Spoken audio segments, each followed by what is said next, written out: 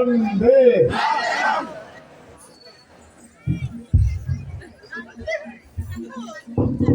उत्तरम जत समुद्रस्य हिमाद्रेश्चैव दक्षिणम वर्षं तत् भारत नाम भारती तत्र संपत्ति।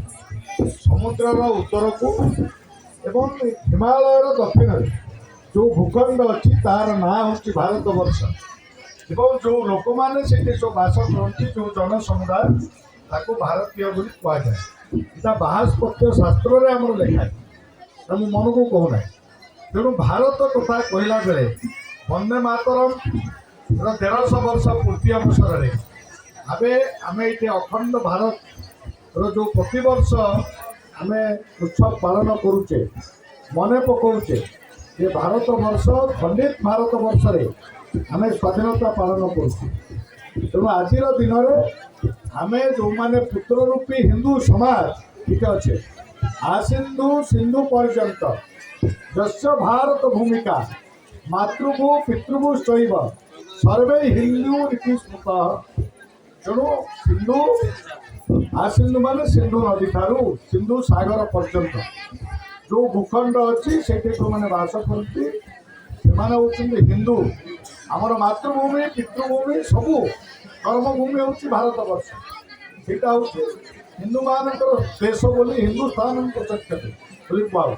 तेणु आम यही जो भूखंड अच्छे प्रति वर्ष यहाँ नुआ नुहे ये बहु वर्ष धरिकी आपण मैंने आम संस्कृति ये माटी की माँ बोली मानुचे धरणी पिंड पूजा करुचे एवं सबुबले आम मान कहीं टाउन में लोक बेसी जानती ना माटी माँ बोली आम सबुबले शाखा गला बोलुचे माटी छुई शपथ कर यार धूली मुंडरे मारा गुनाठू बड़ी ए खांति मोर जन्म भूमिर माटी माटी नुहे आम मातृभूमि स्वर्ग ठू बड़ी अच्छी बोले आम गीत बोलुची स्वर्ग ठू बड़। तेणु ये जो आम जे वंदे बंकिम चंद्र चट्टोपाध्याय जी वंदे मातरम रचना करते आनंद मठ भितर तो से वंदे मातरम पूरा वर्णना कर वंदे मातरम गोटे जातीय गीत केवल नुहे वंदे मातरम आमर मंत्र आमर हृदय स्पंदन से वर्णना कर तम ही दुर्गा दश प्रहरण धारिणी कमला कमल दल विहारिणी वाणी विद्यादायिनी नमामि त्वां नमामि कमला कमलां मधुरां सुजलां सुफलां मातरम। तू हूँ साक्षात दुर्गा माँ तू हूँ लक्ष्मी स्वरूपिणी माँ सरस्वती अपरूप तू हूँ जगदम्बा जगदात्री जगन्माता चिरमयी से रूप भारत माँ को वंदना कर बंकिम चंद्र चट्टोपाध्याय वंदे मातरम जो वंदे मातरम गायिकी स्वाधीनता संग्राम रे लक्ष लक्ष लोक झास दे स्वाधीनतार बनी समस्ते तिल तिल कर निजक जालीदे ये वंदे मातरम प्रेरणा देते। तेणु वंदे मातरम आमर हूँ प्राण वंदे मातरम गायिकी ये देश स्वाधीनता आसी। तेणु वंदे मातरम ये अखंड भारत पाई पुणी प्रेरणार स्रोत हो आम समस्ते से जो बंकिम चंद्र जी पूर्ण वंदे मातरम जे बोल से देश रक्त हो तुम्हें विद्या तुम्हें धर्म तुम्हें हृदय तुम्हें मर्म तुम ही प्राण शरीर बाहुते तुम्हें माँ शक्ति हृदय तुम्हें माँ भक्ति तुम्हार ये प्रतिमा गढ़ी मंदिर मंदिर मातरम वंदे मातरम तू हूँ मोर बाहुरे शक्ति भारत माता तू हूँ मोर शक्ति मो बाहुरे जो शक्ति अच्छी तू दे मोर हृदय जो प्राण तू देचु तू हूँ विद्या तू हूँ धर्म हृदय भितर तू हूँ मर्मस्थल ये कथा वर्णना कर। तेणु भारत मातार आम सब सन्तान भारत मातार आम सन्तान चिर जागरूक वीर महान आम रखीजु ए धरा तले ए देश गौरव गौरव भारत मातार आम सन्तान। तेणु ये माटी आम सबू पाइचे आम जो बड़ हो दीपद कथा आपण आगे आसिक मुझे कहूँ सांसद हो माटी कारण रही माटी सब आमको दे माटी जब फसल फल न था खावा दे न था ମୋ ପ୍ରାଣ ବି ରହିନଥାନ୍ତା, ମୁଁ ଘାସ ଦେଉଥାନ୍ତି।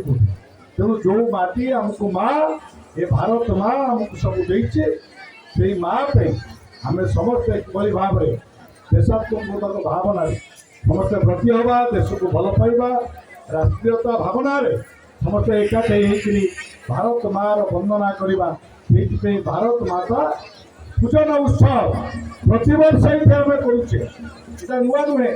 ପ୍ରତିବର୍ଷ 25 ତାରିଖରେ, ଜାନୁଆରୀ 25 ତାରିଖରୁ ଆପଣ କରୁଛନ୍ତି, ଆମେ ଏଠି କରୁଛେ। ଆମେ ସମସ୍ତେ ତା ସହିତ ଯୋଡ଼ି ହେଇକି ଅଛେ। ତେଣୁ ଭାରତ ମାତା ପୂଜନ ଉତ୍ସବ ଯେଉଁ ଆମେ କରୁଛେ କାର୍ଯ୍ୟକ୍ରମ, ତା ସହିତ ଏଇଟା ବନ୍ଦେ ମାତରମର 150 ପୂର୍ତ୍ତି ହେଇଥିବା କାରଣ 150 ବର୍ଷ ତଳେ, ନାଇଁ 150 ବର୍ଷ ତଳେ ଏ ବନ୍ଦେ ମାତରମର ରଚନା କରିଥିଲେ ବଙ୍କିମଚନ୍ଦ୍ର ଚଟ୍ଟୋପାଧ୍ୟାୟ। ତେଣୁ ତାକୁ ଆମେ 150 ବର୍ଷ ପୂର୍ତ୍ତିର ଉତ୍ସବ ତା ସହିତ ଯୋଡ଼ିଛେ, ଯେଉଁଟା 14 ବର୍ଷ ଧରିକିରି ଆମେ ଭାରତ ମାତା ପୂଜନ ଉତ୍ସବ କରୁଥିଲେ। ଆଜି ସେଇଟାକୁ ଆମେ ପାଳନ କରୁଛେ। ଏଇଠି ଆମର ସଂସ୍କାର ଭାରତୀ, ଯାହାଦ୍ୱାରା ଏଇଟା ସଂଗଠିତ ହେଉଛି ଗୋଟେ କଳା ସଂସ୍କୃତିକି ଆଗକୁ ନେବା ପାଇଁ, ଆମର ଯେଉଁ ଭାରତୀୟ କଳା ସଂସ୍କୃତି ତାକୁ କେମିତି ଆଗକୁ ବଢ଼େଇବା, ଆମର ଯେଉଁ କୁଇମାନଙ୍କର, କନ୍ଧମାନଙ୍କର, ଅନ୍ୟ ଏଇଠି ଯେଉଁ ବସତି ରହିଛି ସେମାନଙ୍କର ସଂସ୍କୃତି ଆମେ କିଭଳି ଆଗକୁ ବଢ଼େଇବା, ତାର ପ୍ରଚେଷ୍ଟା, ତାକୁ ରୁଢ଼ିବଦ୍ଧ କରିକି ଆଗକୁ ବଢ଼େଇବା ପାଇଁ ଯେଉଁ ପ୍ରଚେଷ୍ଟା ସଂସ୍କାର ଭାରତୀ ମାଧ୍ୟମରେ ହେଉଛି, ସେଇଟା ଆମର ଏଇଠି ନିରଞ୍ଜନ ଭାଇ ଉପସ୍ଥିତ ଅଛନ୍ତି। ଅଖିଳ ଭାରତୀୟ ଲୋକକଳା ପ୍ରମୁଖ ହିସାବରେ, ସଂଯୋଜକ ହିସାବରେ ଏ କାମକୁ ଆଗକୁ ବଢ଼ାଉଛନ୍ତି ବିଭିନ୍ନ ପ୍ରାନ୍ତରେ। ତାଙ୍କର କେନ୍ଦ୍ର ଭୋପାଳ, କିନ୍ତୁ ଆପଣଙ୍କ ପାଖରେ ଆସିକି ସେ 10 ଦିନ ହେଲା ଏଠି ଅଛନ୍ତି। ଏ କାର୍ଯ୍ୟକ୍ରମ କିଭଳି ଆମ ଚିନ୍ତା କରୁଛନ୍ତି ଆମମାନଙ୍କ ସହିତ ମିଶିକି। ଆମର ସଭାପତି ଶାନ୍ତନୁ ବାବୁ ଅଛନ୍ତି, ଶାନ୍ତନୁ ରଥ ସେ ଡାଇରେକ୍ଟର ଥିଲେ ଦୂରଦର୍ଶନରେ, ଏବଂ ଆଜି ଏଇ ଆମର ସଂସ୍କାର ଭାରତୀୟ ସଭାପତି ହିସାବରେ କାମ କରୁଛନ୍ତି। ଏଇଠି ଅଛନ୍ତି, ଏ ବୟସରେ ବି ଆମ ସହିତ ଯୋଡ଼ି ହେଇକି ଅଛନ୍ତି। ଆମ ସହିତ ପଣ୍ଡିତ ଭାଇ ଅଛନ୍ତି, ଆମର ସଭାପତି ଜଗନ୍ନାଥ ସାହୁ ଅଛନ୍ତି, ଆମର ପୂର୍ବତନ ସଭାପତି ବିଜେପିର। ଆଉ ତାଙ୍କ ସହିତ PIPରେ ଆପଣଙ୍କୁ ଦୁଇ ପଦ କଥା କହିଲେ, ଆମର ବିଡ଼ିଓ ମହାଶୟ ଏବଂ ତହସିଲଦାର ମହାଶୟ ମଧ୍ୟ ଦାରିଙ୍ଗବାଡ଼ିରେ ଅଛନ୍ତି ଆମମାନଙ୍କ ସାଥିରେ।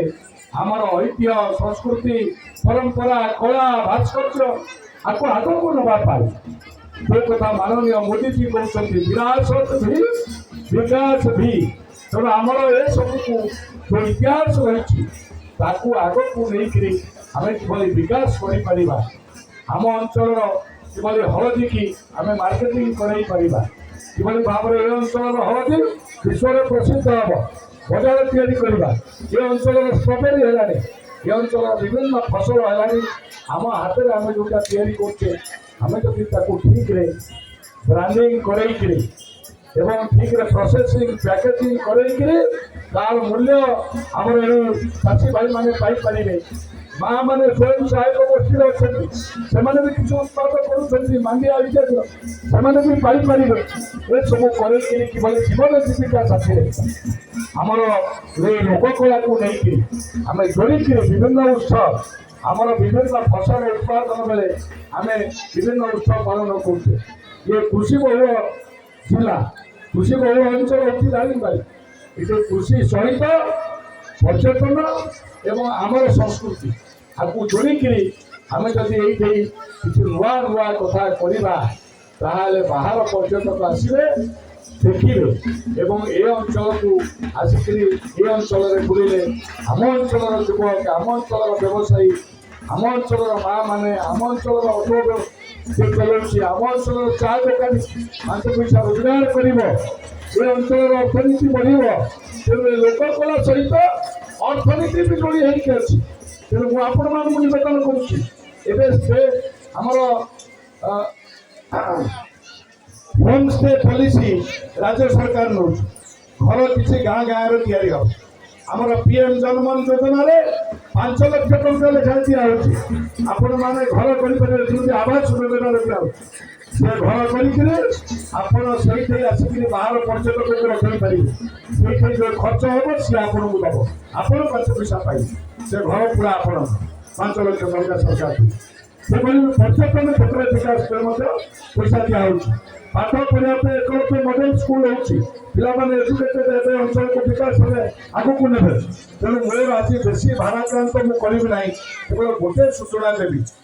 ଏ ଅଞ୍ଚଳରେ ପାଠ ନ ପଢ଼ିଥିବା ଜଣେ ସାଧାରଣ ଲୋକ ଆଜି ସାହିତ୍ୟ ଆଉ ସଂସ୍କୃତି କ୍ଷେତ୍ରରେ ପଦ୍ମଶ୍ରୀ ଆୱାର୍ଡ ପାଇଁ ଆମେ ତାଙ୍କୁ ରେକମେଣ୍ଡ କରିଥିଲୁ, କିନ୍ତୁ ଏ ପର୍ଯ୍ୟନ୍ତ ପାଇନାହାନ୍ତି। ଆଜି ତାଙ୍କୁ ରାଜ୍ୟ ସରକାର ପୁରସ୍କୃତ କରିଛି ସାହିତ୍ୟ ସଂସ୍କୃତି କ୍ଷେତ୍ରରେ।